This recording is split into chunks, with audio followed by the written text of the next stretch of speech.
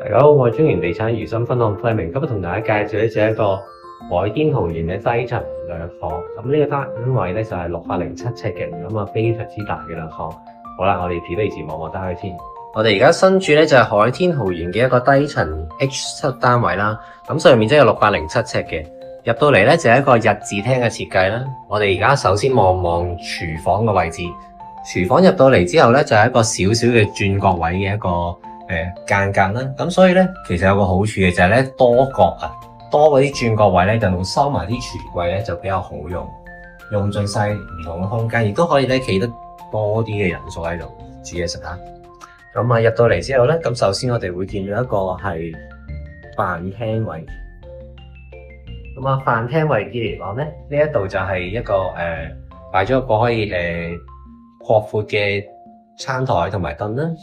同埋都望一望頭先嘅玄關門口位之後啦，咁喺飯廳嘅側邊咧，亦都有一個係養魚嘅一個大魚缸啦。業主去做生意嘅，所以呢啲咧都應該係帶來風水一個好運啦。而另外客廳位置啦，擺咗張大嘅梳化之後咧，亦都有個係做到差唔多接近頂嘅一個電視櫃啦。收納料都係非常之多嘅呢個空間。望翻出去景觀咧，就望翻全新天地啊，同埋沙咀道嗰邊。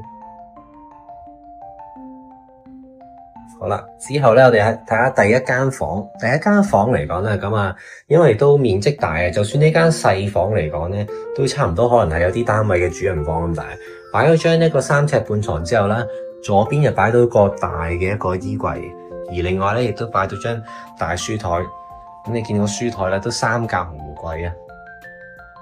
洗手間位置咧都係一個名次嘅設計，廚房同埋廁所嘅用料咧都已經全部執過晒，因為之前自用嘅關係咧，所以用料都非常之講究。洗手間嘅一個設計咧就轉咗做企缸，而另外主人房啦，呢個咁震撼嘅大嘅主人房咧，都應該係大過啲平時我哋眼見嘅3房啦。會睇到咧一個大嘅衣帽間啦，差唔多一個凹咗入去咧都擺到5格櫃，亦都係用分體式嘅冷氣啦。